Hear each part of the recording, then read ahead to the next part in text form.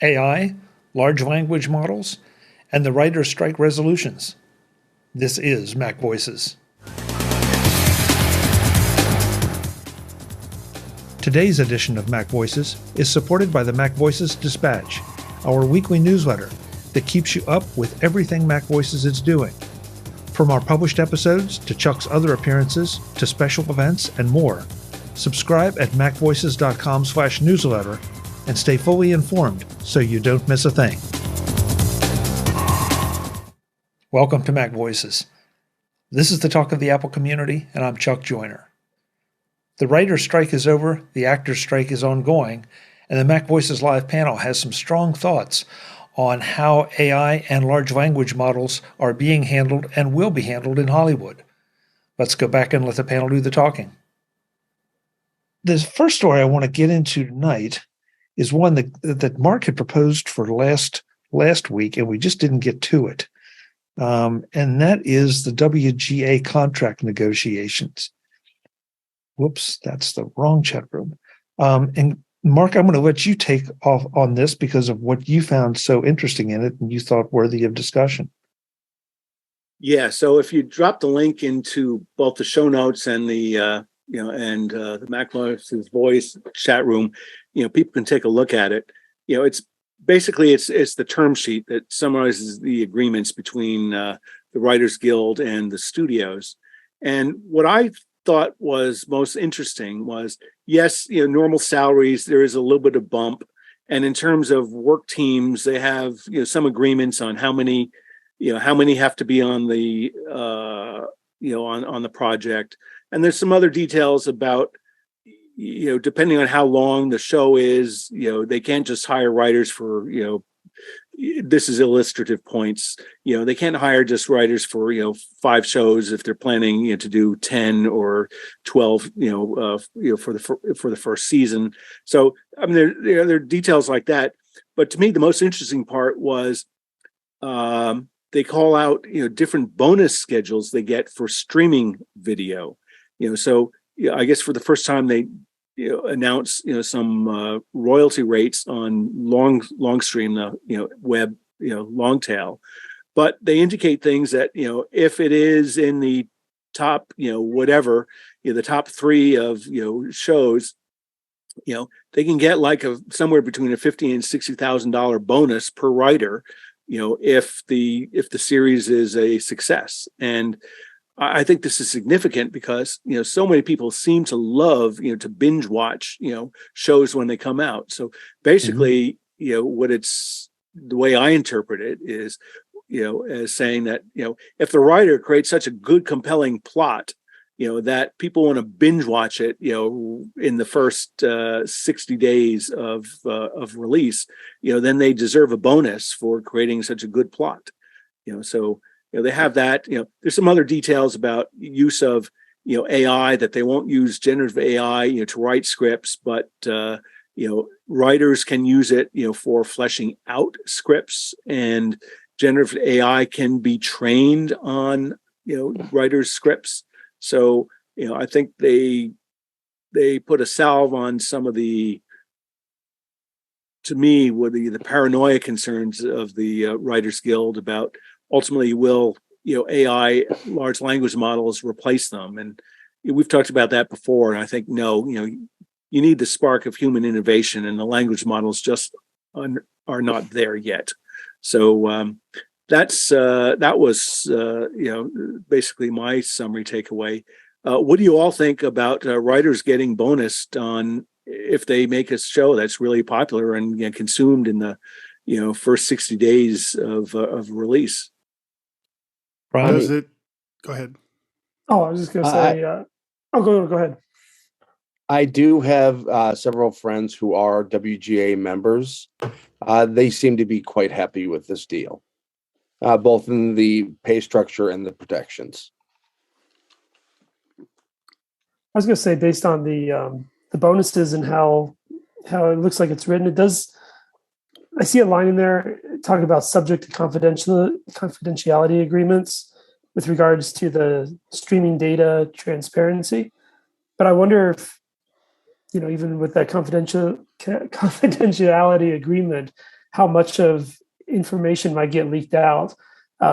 So much is such a mystery, on how well shows perform and how things do, and it'll be interesting to see and hear how shows, I think, perform, and based on, these bonus structures coming into play. Right. Well, I is think it really going to matter? Because most streaming services, or a lot of streaming services, don't have an ad component, which is a value add for the people that are doing the streaming. And most of the time I thought it was, okay, well, you've created a compelling show, and if it gets picked up for another season, well, then you make more money. So what am I missing there? so. Before tabling that for a moment, because I tried to think of it from that perspective too, Guy.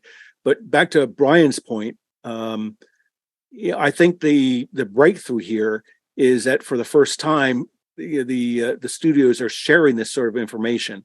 So of course, yes, it needs to be under confidentiality, and I'm sure that if they get into final contract, there may be some penalties if they breach it. So I think there will be an enforcement mechanism so that whoever in either the WGA leadership, the guild, the union leadership, or the writers who get to see that data, that there'll be some sort of self-policing mechanism. So you and I will never know that, did this one show have, one stream or 20 million streams in the first 3 weeks on Netflix. But, I think it is a breakthrough for the first time that instead of being treated as a, fixed cost and costs get minimized, they're being treated more as a partner, contributing to the success of a particular video or video series. Well, one thing that kind of, or would concern me as a writer, would be they've basically pushed the responsibility of using language models, AI, for lack of a better term, from the studios to the writers themselves. So if the writers themselves decide that they want to have more of the pie, then they could go ahead and use an AI language model and cut out other writers. Instead of bringing in more writers, they could kind of just do it themselves and flesh it out using language models and AI. That's true. And again, I think, this sort of contract indicates that the writers are an essential partner of the studios. And, using a computer instead of a typewriter, AI models are an efficiency tool, that can be used to the benefit of the writer, which ultimately, transitive property will benefit the studios. Mm-hmm. The one thing well, first of all, I think it's very interesting, sort of to the point both of you made, that the writers didn't want the studios using it, but there's no prohibition on the writers using it. Exactly. And, Guy, They didn't want to get cut out. Yeah, but the idea of them cutting each other out seems to be palatable, or at least, a not possibility. as bad as, So when you say cut each other out, who are the two parties? Who are the each others? well, the Other writers writers. the writers. I'm going with Guy's idea that, okay, so maybe I don't need 5 of you to come in and help me write a show. Maybe I can do it with one other person, or just me and. But again, they had AI. other restrictions in there of certain minimum size writers' rooms and so on and so forth. So, Mm-hmm. it's not as cannibalistic as that. Yeah, and that bothers me too a little bit. But the streaming, that's the AI. The streaming part, though, I think is interesting. And I mentioned this on the show before, I think, but when I went to the Star Trek convention in Vegas this year, it was during the strike, and so there was only so much they could talk about. So they talked a lot about the strike. And the idea that, first of all, the studios, and of course, this is their side. So I'm not taking sides, I'm just reporting. But their take was that the studios were not sharing the information, and that the information always seemed to creep above the line, and all the expenses seemed to creep above the line and never got down, so that shows were not making any profit or very minimal.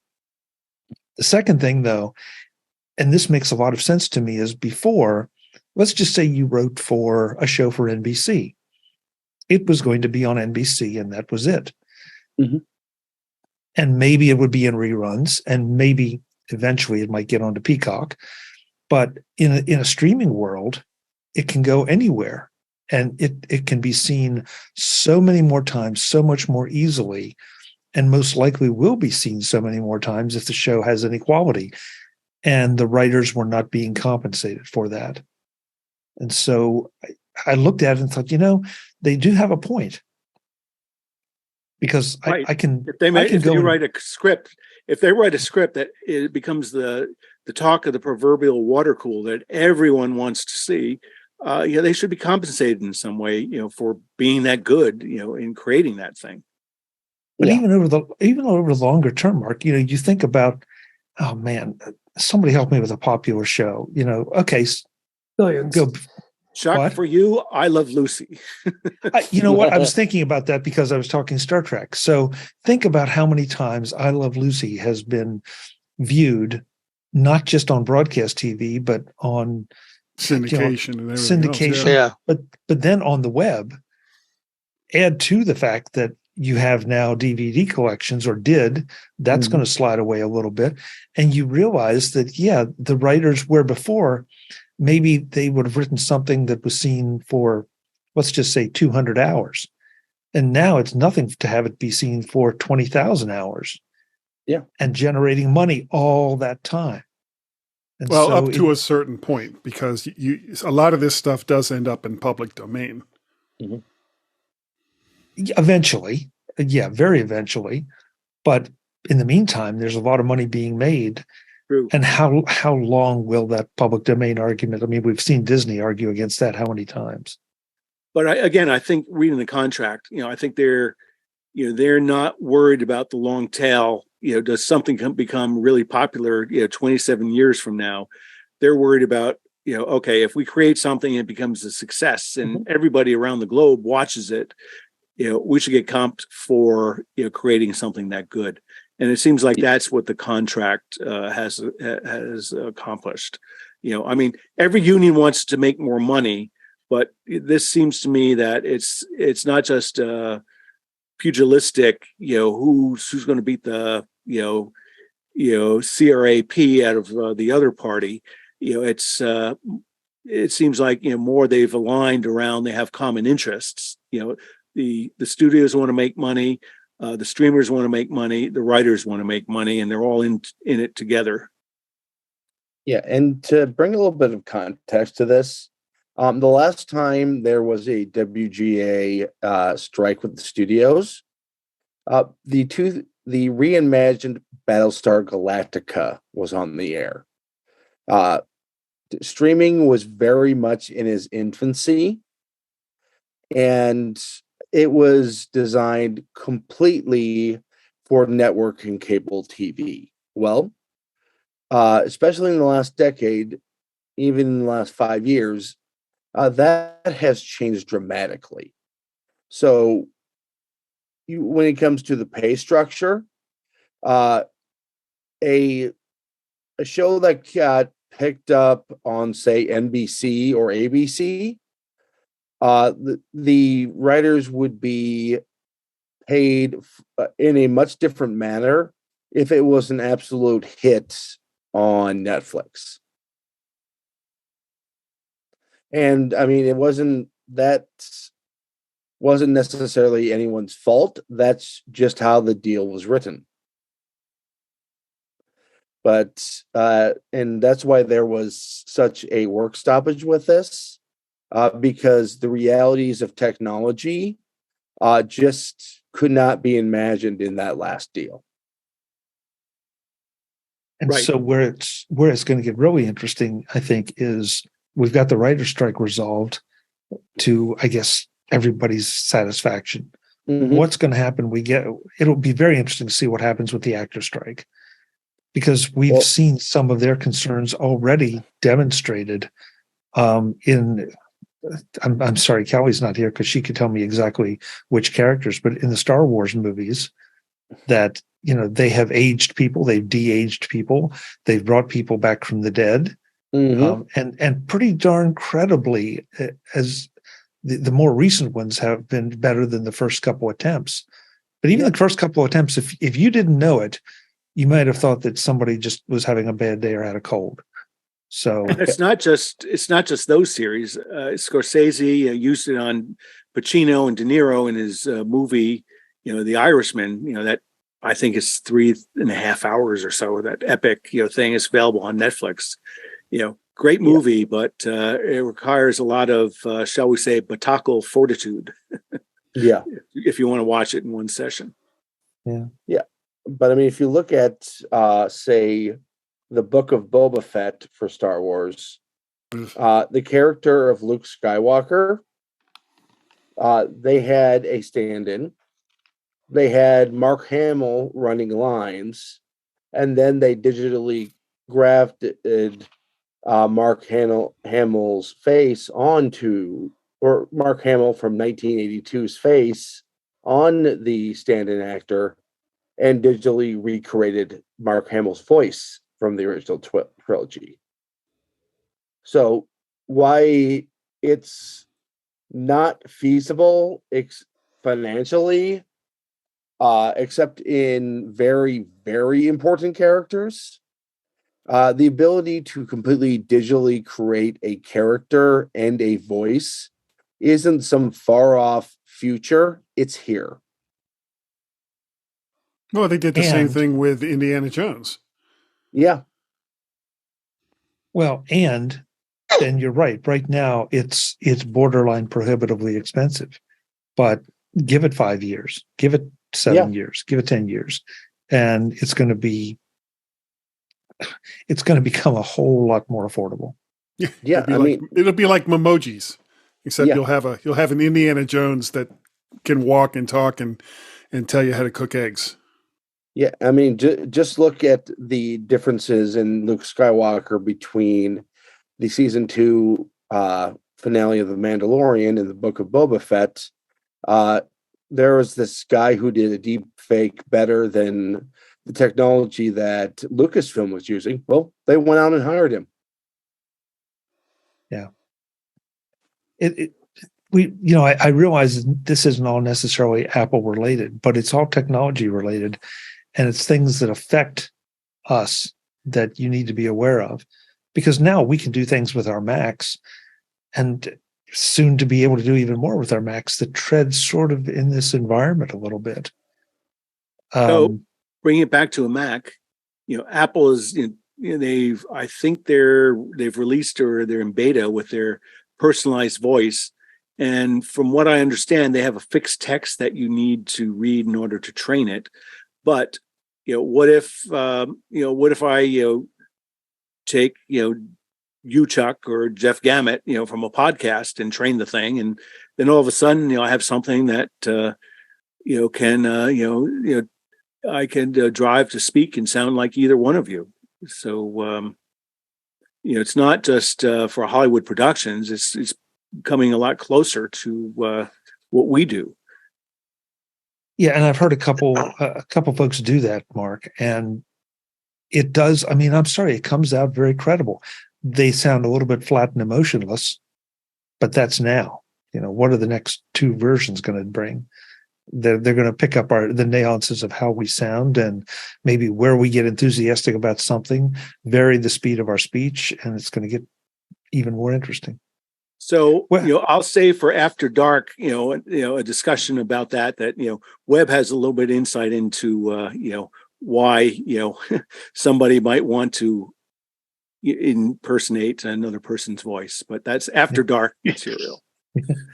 Webb, did I see your hand go? Oh, yeah. I was just going to add that we're kind of getting on to this whole, I use the term loosely, artificial intelligence, and being able to simulate somebody. And that's part of the Screen Actors Guild or strike that's going on is, as an actor, my face, I'm not an actor, but as an actor, my face and my voice is my trademark.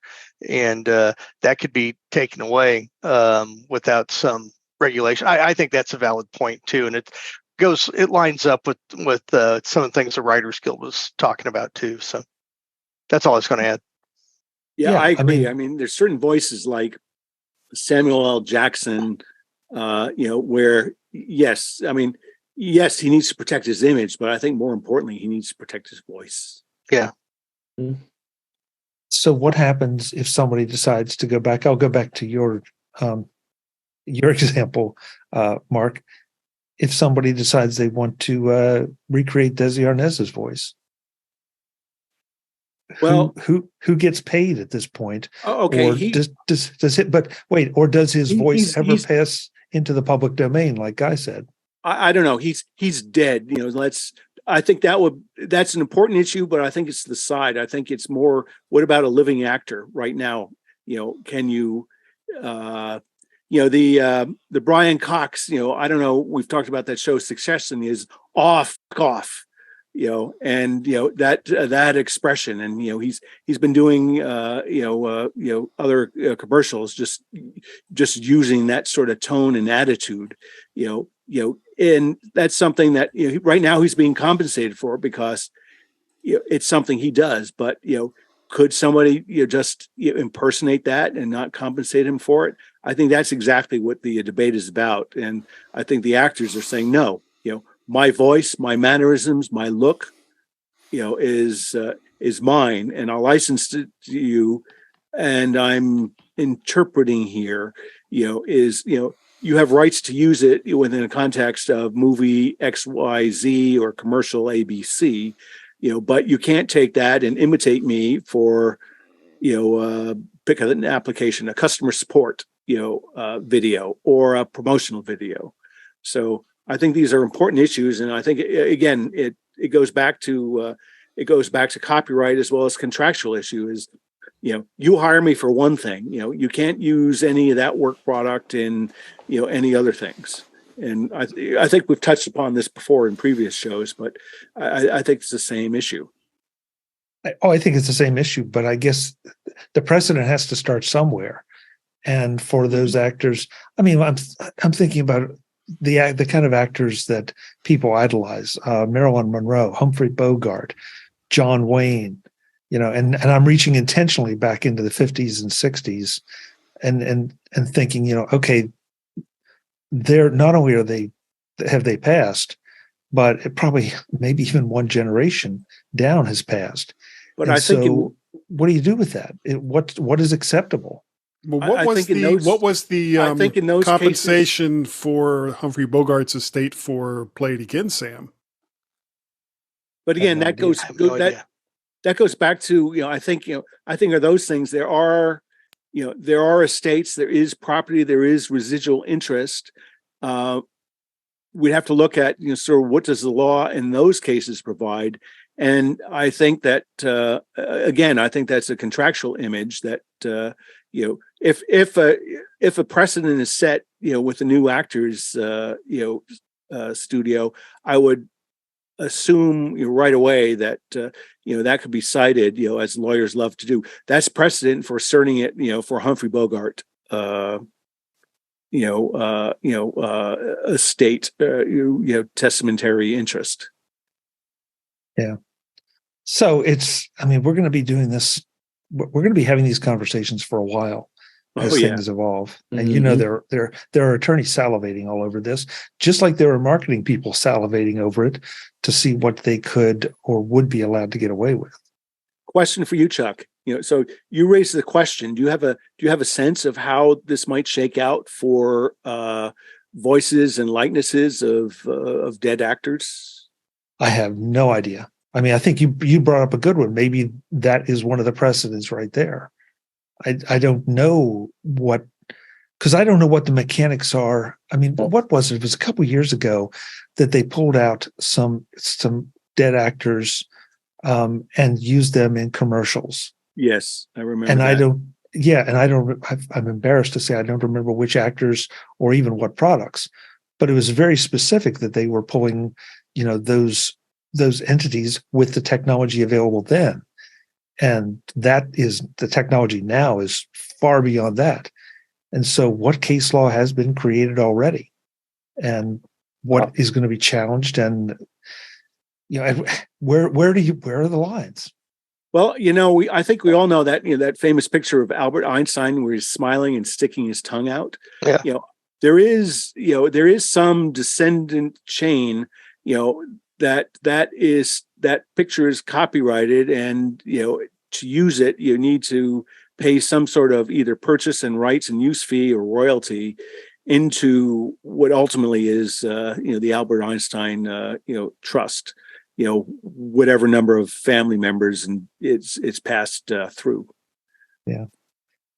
Matthew in the chat room has said he pointed out a Star Trek episode where a leader was drugged, put behind a big microphone so you couldn't see his lips move, and played tapes of pre-programmed speeches. And that was Patterns of Force. Yep. And so he brings up, what if you had a sick or elderly president and he or she becomes incapacitated? What could you do? Hey, man, no. I thought we don't talk politics on this show. Well, we aren't setting anybody in specifically. Okay, yes. And he also pointed out that the actor I was thinking of was John Wayne. I don't know what the product was, but so what Star Trek series was that? That was the original series, Patterns of Force. John Gill was the name of the character. Yeah. God, how did I pull that? Oh my God. Oh, I'm bringing that up now. Yeah, I know. It's Jim. I'm a doctor, not a voice, not a voice artist. Web. I was just going to say, I feel so inadequate. I'm not up to my Star Trek trivia as most. So, I was wondering as this conversation was going on, maybe it's not an issue, but boy, how would you like to be Rich Little these days? Who was the famous impressionist. Okay. And it could, talk about ruining a guy's career, Yeah. I am not a crook. I'm not a crook. Yeah. Well, I think in his case, because he wasn't portraying them as them, it was mostly satire, and satire has some special protections. That's true in copyright law. That's a real good point, guy. SFPC, CSMFT. Those are the abbreviations for the 7 naughty words you can't use on radio or TV, according to George Carlin and his. Who is he? George still alive? Carlin. I know. No, he died. But, I know. Yeah. Okay. Yeah. But he's all over YouTube. You can hear all sorts of versions about that, and he's a great. Just a lot of great George Carlin memorial stuff on YouTube. This conversation has gone so many different directions, but it does make you stop and think about, who's getting compensated, what is fair use, and I mean, the Rich Little guy, you brought up a great point about it being satire. So Rich Little's probably protected, but then you think about the musicians who are constantly sampling each other, and sampling tribute bands. Tribute bands, yes, great. So again, all these lines out there that need to be drawn. Yep. If you have any sense of quote unquote fairness, and once again, follow the money. It's all about actually. The money. For tribute bands, most places will pay a fee to ASCAP or the BMI for those bands to be able to play those. Yeah, technically they are supposed to be paying a portion of the proceeds in royalties. Okay, so ASCAP, and et cetera, they have a category for this sort of use. Yeah, except for KISS tribute bands, nobody cares. Careful, guy. His army will come for you. Let them come. I'm not worried about them. Oh, gosh. Guys killed zombies. Yeah. Mark, before we start the next story, I know you said you had a hard out at the top of the hour. Are you okay to start, or do you want to say goodbye, or stick around and just duck out when you need to? Oh, I don't know. Did I say that? It was Brian. I thought that it was Brian. Oh, Brian. Oh, excuse me. I'm sorry. Okay, Brian. Yep, Brian. I'm looking at the wrong thing. So you're welcome to stay, stick around, say goodnight. Whatever. We don't want to throw you out. We just want to make sure that we respect it. Sure. Which is a couple minutes to the top of the hour. I'll go ahead and bow out then. Okay. Before you do, in case we're in the middle of things, where can folks find you? Probably the best place would be Mastodon. Brian8944 at mastodon.cloud. Great. Thanks so much for coming right in the middle of your vacation. Really appreciate it. Thanks so much Thanks, for having Brian. me. Appreciate Take it, care. guys. Good night, All right. Brian. See you soon. Take care. Likewise. Next time on Mac Voices, the panel discusses Spotify's latest move to try to stay relevant with its customers and who they're taking on to do it. I'm Chuck Joyner. That's next time on Mac Voices. As always, thanks for watching. Visit MacVoices.com for show notes and to connect with Chuck on social media. Get involved in our Facebook group or like our Facebook page, and get more out of your Apple tech with Mac Voices Magazine, free on Flipboard and on the web. And if you find value in it all, consider supporting us through either our Patreon campaign at patreon.com/MacVoices or by making a one-time donation via the PayPal link on our front page and in the show notes of each episode. You will join these fine people who help bring you Mac Voices.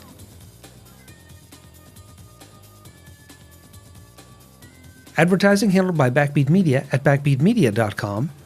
Bandwidth provided by CacheFly at cachefly.com.